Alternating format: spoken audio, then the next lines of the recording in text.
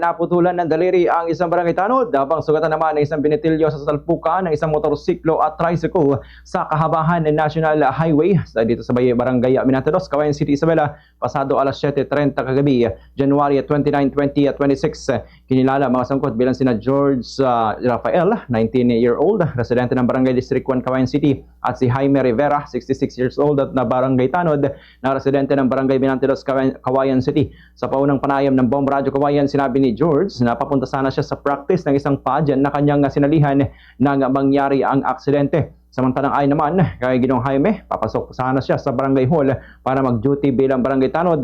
Kwento ni Jaime, naka-signal light na umano ang kanyang tricycle at papasok na sana siya sa barangay hall nang mapansin niyang paparating na motorsiklo ni George.